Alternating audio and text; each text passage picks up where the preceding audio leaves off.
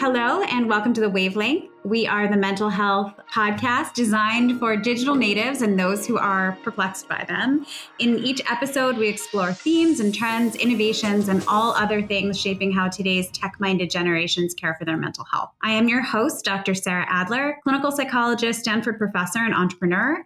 And I am extremely excited to introduce Owen Muir. He is the founder of Fermata Health. He is a dual board certified child and general psychiatrist and a distinguished fellow of the American Academy of Child and Adolescent Psychiatry. He is an international speaker, chief medical officer of IRX Reminder, Fermata, SVP strategy at Acacia Clinics, and a prolific author of both popular press and scientific work focusing on AI diagnostics and treatment-resistant conditions. And most importantly to me, he and I have been developing a relationship on LinkedIn where we are like-minded and very mission aligned, which is why I was super excited to have Dr. Muir on this podcast today. There's people on LinkedIn that you find who you're always liking with or inspiring you to think. And it feels really good because that's not always the case. So I am super happy to have you here today. Thanks for having me. Thrilled to join you. LinkedIn has been kind of the surprising dark horse of like very positive electronic experience in my life. It's amazing because you wouldn't expect it at all. We're not using it to search for jobs or to search for employees, but it has become this sort of really actually quite nice town square for finding people to have great conversations with. So we always start off with a little icebreaker, although we just had it, which is where I do 2 truths and a lie. This is something we do in our company as well. So if you want to give us 3 facts about you, 2 which are true and 1 which is not. Okay. We can start with. I am a varsity athlete many times over. I am the winner of a Grammy, and I am almost a distant relative of H.G. Wells in that my mom was in the family and then she met my dad. So I just barely missed being a relative of the author of The Time Machine. Very cool. Okay. I'm a little bit puzzled by this one. Usually they're pretty easy for me. There's some sort of tell, but I am going to say, because what the audience did not hear is that you just told me that you are a sound engineer at Sony. And so I'm going Grammy, sound engineer, varsity athlete. I don't know anything about you on that level. And I'm wondering about that. But many times over makes me think, many times over is like a detail that I would say okay, that's a real detail. And then the H.G. Wells thing feels too random to be a lie. So let's see. Okay, I'm going to go with the Grammy. You won. I didn't win a Grammy. My cousins won 4 or 5, but I have 0 Grammys to my name. Okay, yet, right? That's it's fair. I mean, I see the guitars in the background, or I can't tell if they're ukuleles or guitars. This room is ukuleles, plenty of other guitars. Okay. I recorded a Grammy-winning artist this year, but the thing that she won for wasn't something I recorded. Okay, so it is a yet. There could very well be a Grammy in your future. Okay, awesome. All right, so let's get into it. You are a psychiatrist. You are a dual board certified psychiatrist.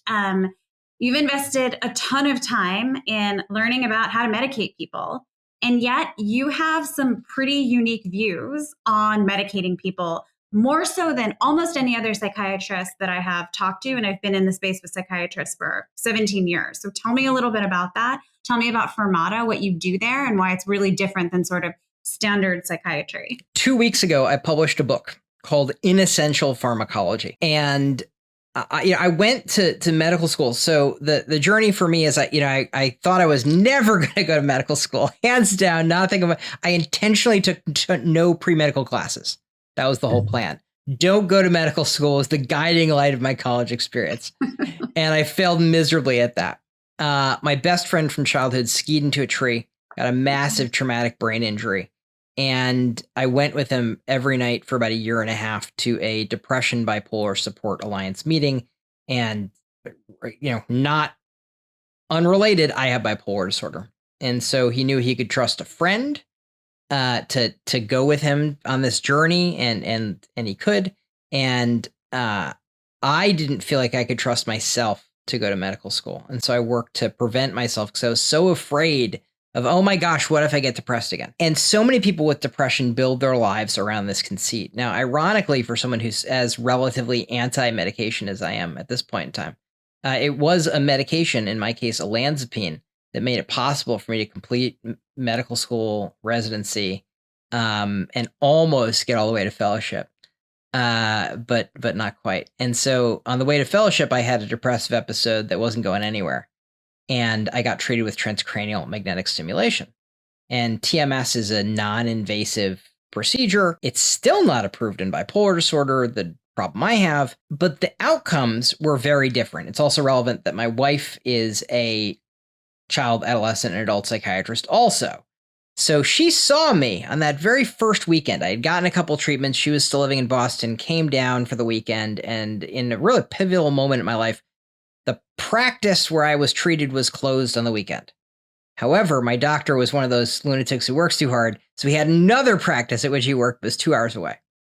And so on Saturday in that first week, TMS treatment traditionally was developed by Mark George at MUSC, and it was done 5 times a week rather. Once a day, 5 times a week, because that's how often the lab was open. It turns out that might not be the best schedule. And so on that Sunday of that first week, I went and got another treatment to continue my course. And the pre and post was like Lazarus rising from the dead. And I walked in with that psychomotor slowing, and I walked out like a normal person. Hey, want to have lunch?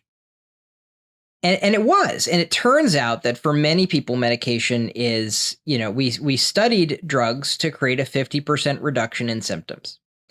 And we got the gods we prayed to, which is half as miserable. And the bar for brain stimulation was higher. We only studied patients who were already resistant to all those treatments, or maybe they were never the best treatments in the first place. And what we learned is that remission is possible. And so the reason I'm a big fan of modalities that aren't just drugs, like psychotherapy, for example, for mentalization-based treatment, DBT, etc., these are things that get patients, which could be you and me, to remission, to have their symptoms be over, not just half as bad. And that's really the kind of built-in lie that we've chosen to accept in psychiatric illnesses, that half as miserable is an acceptable outcome. And I don't think that's true. Is there, you clearly say you are anti-medication. Do you believe there? Yeah, go ahead. I'm anti-accepting that half as bad is good enough. Okay. And since that's the measuring stick, like if medications work for you, Yahtzee. Great. We also have to acknowledge there are risks and benefits to anything. We spend a lot, like even anti-psychiatry people spend all their energy on the risks. Yeah. Right? They're angry about their post-SSRI sexual dysfunction. They're enraged about weight gain, perhaps, maybe not as much as they should be. Scientology spends all day on the side effects of tardive dyskinesia, which, like, I'm a published author on the topic of detecting. And yet, the fact that they don't work well enough doesn't seem to be anybody's concern. And that's my concern. Yeah. I think patients have the right to understand how much better we expect you to get and to want a life that's rich and full. Yeah. And that's my beef. It's not the side effects, although I don't love them. It's that they're not good enough for the majority of people. Okay. So what is it? This sort of takes me to my next question, which is and I think it actually goes far beyond this, but about why are we stuck in this place where psychiatrists, and it's not just psychiatrists, it's medical doctors in general, the medical model. Why are we stuck in this place where sort of accepting that we are the hammers and there is a nail and we must hammer the nail? What's going on with this system? And that's kind of driving this kind of bad medicine, especially in psychiatry, where we are accepting a really, really low bar. My hunch is that the medical model took us a long way, right? You can have a stroke and not die. You can have a heart attack and have a doctor using imaging guided blah, blah, blah, go in and just pop that thing on out. My daughter had a traumatic brain injury. She fell and hit her head on concrete and could have died. And interventional neuroradiology under fluoroscopy guidance was able to stick a wire into her brain, pop open a foramen, And lo and behold, what could have been a life-ending increase in intracranial pressure was over in an instant. That model's done us some real solids. Yeah. However, the payment models behind it haven't. And it turns out, I mean, my argument is pharmacy benefit managers, which are the largest part of vertically integrated big health, right? So your insurance company owns another company that has the legal right to negotiate with the vertically integrated pharmacies, which it also owns, and the drug companies, which it generally doesn't, and move around what in any other context would be an illegal kickback. Right. But because it has a safe harbor law, which remember, are for pirates. They're legally allowed to upcharge a health plan on a drug and pocket the difference in the difficult negotiation they have with, and this is true, themselves. That's right. It's a very difficult negotiation. Very, very right. difficult. Yeah, gosh, I guess the price is going up again. And remind me, you keep a percentage of anything that goes up? We do. But you also make money on, it's $485 billion a year and growing at an 8.8% combined annual growth rate. To put that in like the intergalactic terms that matter, it's the equivalent of going from here on Earth to Saturn at $1 a meter, which is the equivalent of the entire Apollo space program, plus the entire space shuttle program, plus 10 times the Hubble Space Telescope, and that still only gets us to 2012 numbers. And that's for an industry that is wholly owned by another industry, but doesn't make any drugs, doesn't sell any drugs, doesn't put any drugs in bottles. It just moves rebates around at billions of dollars in interstellar scales of money a year. This is more money per minute by a factor of God knows how much than all of the mafia makes in all of Italy, which is, by the way, all the four families in Italy are the biggest industry in Italy. They make $233,000 a minute, and PBMs make $8 million a minute. Crazy. Yeah. It's so much money that you would understand why there are more drugs. And it doesn't matter if they work. In fact, it's better if they don't. That's right. Because the costs keep going up. And you can keep taking them forever. Forever. And that incentive, I think, has driven so much accepting the matrix in extremely well-meaning individuals. We want to help our patients. We want to think what we're doing is helping them. We want to be helped. And our doctors overwhelmingly do help us. But we also don't have a reference point for, is that help good enough if we never have access to that reference point? And the irony is these medical devices like transcranial magnetic stimulation, which I mentioned, and there are others, they don't have a kickback. And that's the problem. Yeah. Is there's no billions and billions and billions of dollars behind that. No one's shareholder value is going up at the tune of things we can barely imagine.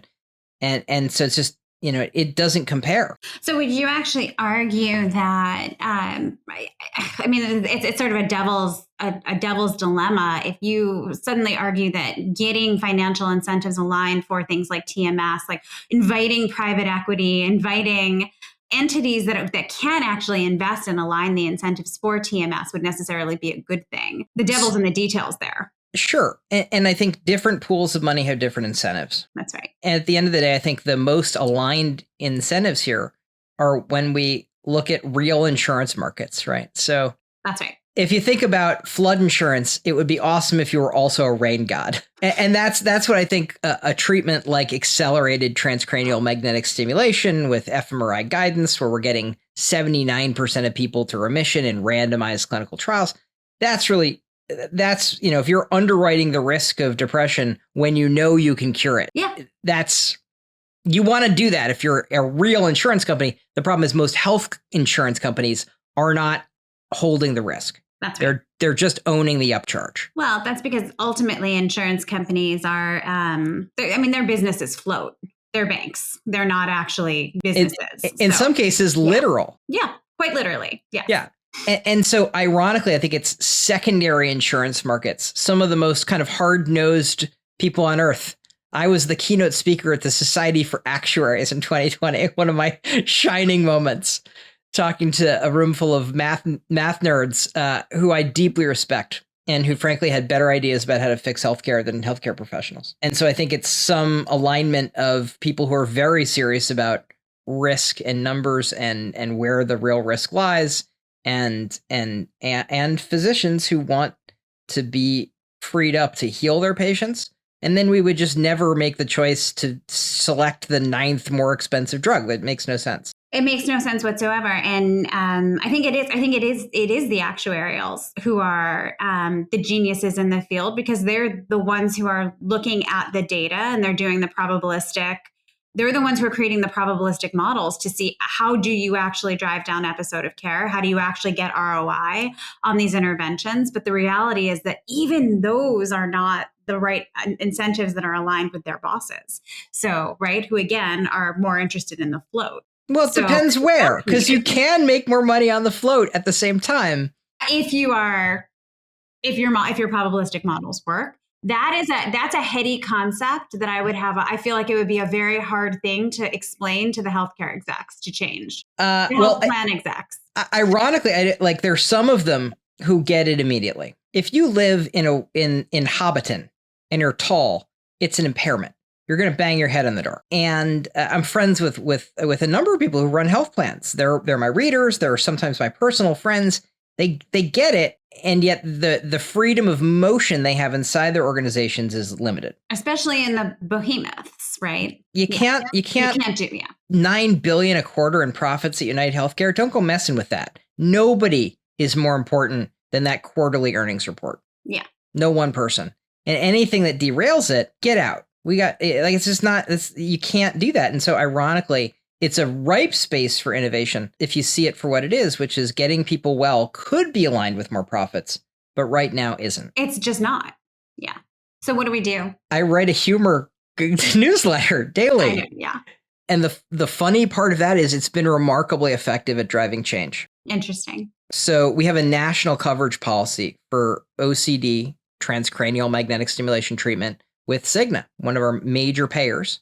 And I happen to know, because their chief medical officer, Doug Nemechek, is a friend for many years and a reader, that I may have written an article about the topic, and I may have done a prior authorization call with him. And that article may have come out pointing out that it was like asking for prior authorization with parachutes. And I also may have published on hundreds of patients of, post-marketing data with a lot of follow-up. It's a lot of work. What we need is a combination of a good story that's understandable to anybody and a good financial incentive that makes sense. So we can empower the advocates for change to make the arguments within their organizations. I love that. And I love that you're trying to fight the system from within, which I think is actually fundamentally important. And you're doing it through humor, which is just smart. It's also more fun. Yeah. For you. So it keeps you from getting burnt out. Yes. Yeah.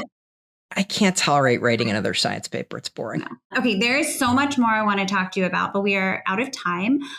Will you come back another time? I feel like there could be a part 2 through 7 on this. I would love to have you back and talk about more things. I actually have so many questions. I feel like we could have spent the entire time talking about bipolar and TMS for bipolar.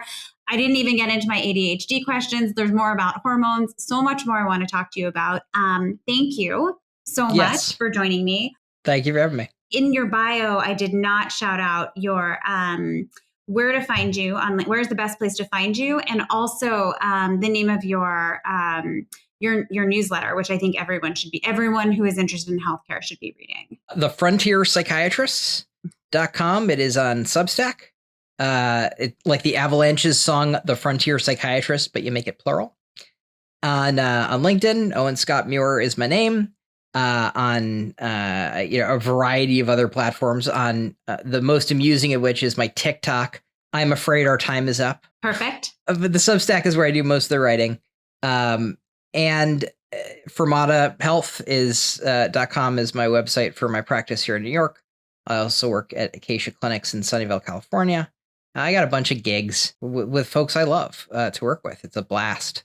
And thank you for having me on, having this conversation. Absolutely. It's been amazing and more to come without a doubt. And thank you everyone for tuning in. If you enjoyed this episode, leave us a review, subscribe wherever you get your podcasts. And if you're looking to support your own mental well-being, be sure to download our app, which is the Wavelength app. It's the only digital health solution designed from the ground up for digital natives, based in science, data collecting, working to align financial incentives with the stakeholders, all of those things. Our music is Gold Roses from Cloud System. And join us next time and in the future, because I cannot wait to have Dr. Muir come back on to ask him many, many, many more things. So thank you so much. And we'll see you next time.